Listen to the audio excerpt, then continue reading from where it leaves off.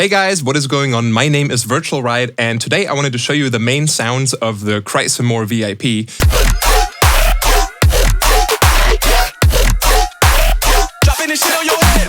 As you can see, the project file is a bit of a mess here because I have glued together the initial Cry Some More VIP first drop and then two other drops that I did separately from this project to begin with, and then I just dropped them in here as like full things and just put them in a group separately. But they all just sounded like really well together and like in the same universe. So you can't even hear that it's from different songs or like from different song ideas. So this drop starts with...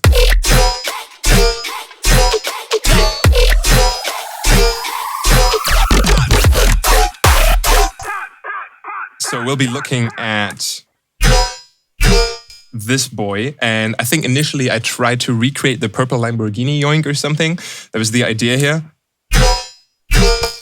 So besides an LFO that just is responsible for the volume modulation and for the womp, there's another one that just shoots straight up and then stays there. And I technically should even have this on envelope mode if I wanted this to be as precise as possible. So we've got a little filter here that's creating a vowel shape, kind of like a ya, but then it stays in the shape.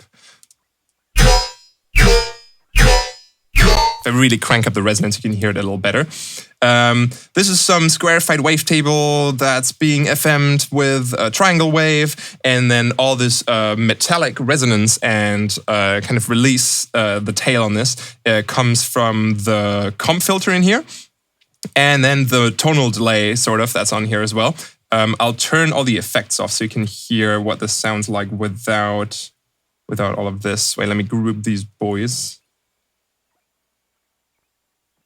Grouped.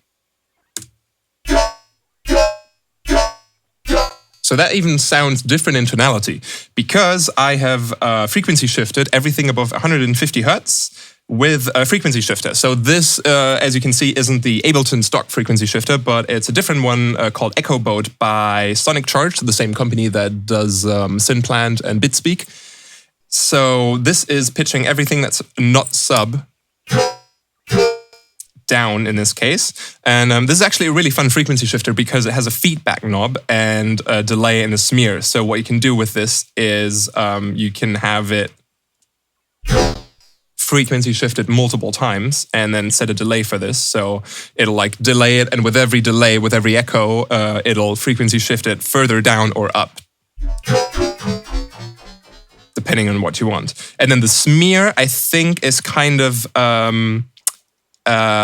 changing the delay by a random amount, like plus minus 20 milliseconds or something. So this sounds really cool if this is super short.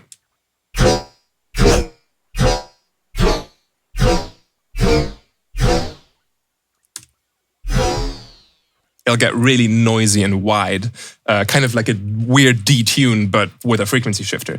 So that's kind of cool. So I think I modulated the frequency of this so that in the second half here,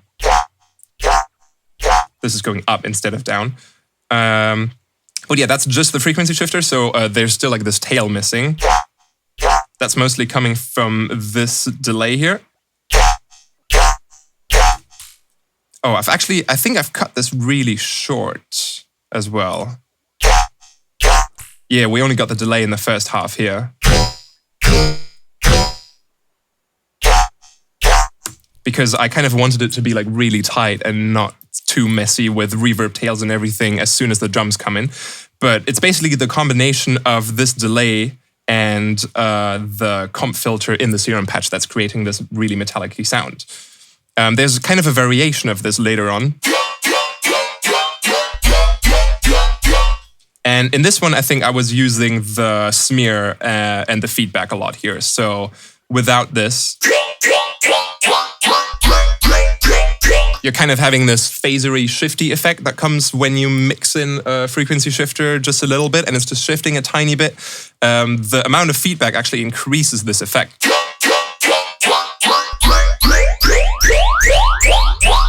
But then as soon as you turn up the smear, because it's kind of like a detune, it becomes this weird flangery mess.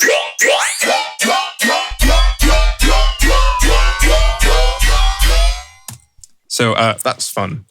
And I thought that was fun, so I did it. I hope I got it back to where it was before, but it was somewhere around here.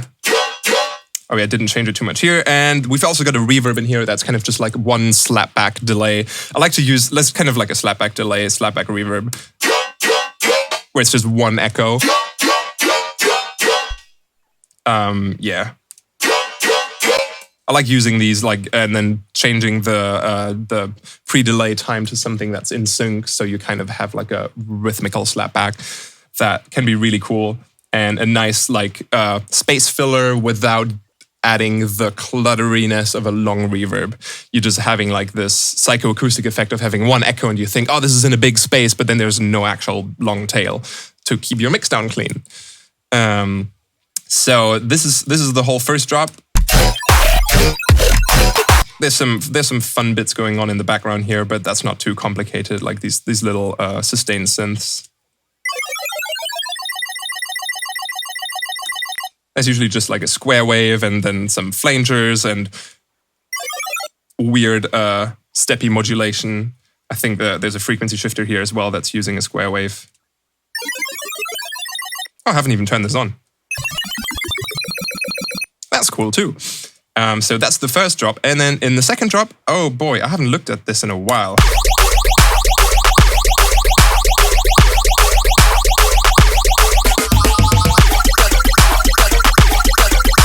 That all sounds very phasey. Let's have a look. What did I do here? There's not too much happening in terms of fills here, but what's in there? I guess the main thing in here is that I was using the detune knob and 16 voices, but I was restarting the phase. So you're getting this kind of drifting apart effect. Without detune, it would just sound like this. And without the phase restart, it would kind of lose a little bit. It would get wider, but it's going to be less mono compatible. And I don't like that. What else do we have in here? There is a comp filter for more plasticiness. And I think that's it. This is a very basic patch, but this worked really nicely here. This goes on towards...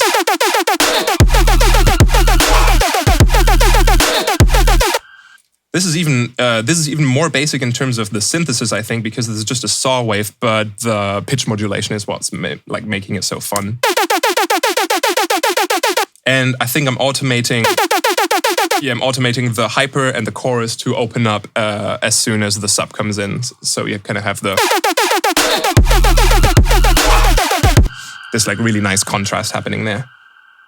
And then last but not least, the last bit of the second drop is this boy.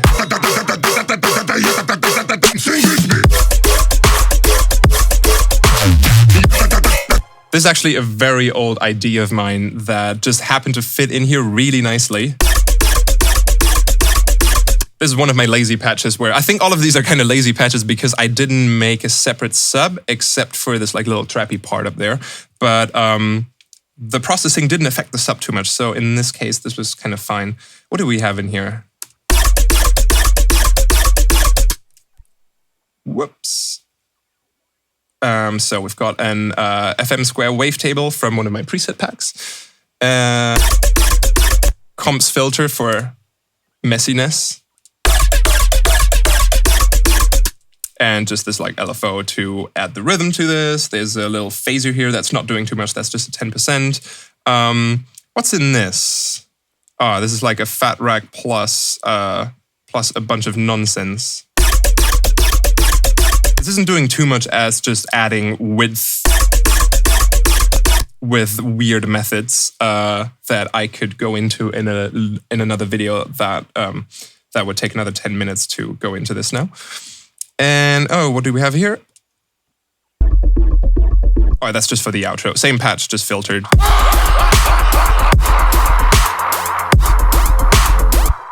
Sweet. Those are all the main patches. Very nice. Mostly relying on comp filters and tonal delays, and then matching them to create some cool metallic resonances. And then on the mastering, there's not much happening. If you want to know, I had a multiband compression on here, but that was actually taking away too much dynamics. And then I actually didn't use a limiter or a maximizer on this because this sounds really nice if it's getting crunchy and clipping. Oh, I really messed up one of the patches now. I gotta reload the project file after this. Better not save. And yeah, nothing else happening here much. There's a EQ that's cutting off the lows on the sides, some multiband compression where I'm paralleling the top bands a little bit to bring through more clarity. I like doing this a lot where like I would compress the tops a little harder, and then if it sounds like it's not sparkly enough, instead of then adding an EQ and adding in more high end, you can just like leak through some of the dry signal before the compression.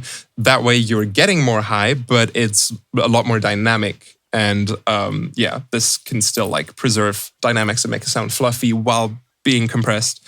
Yeah, parallel compression is great.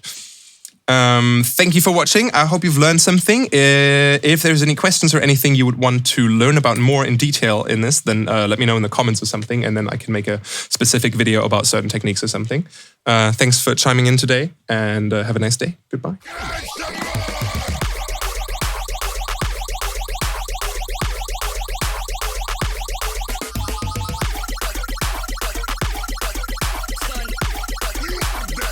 Not the big surprise.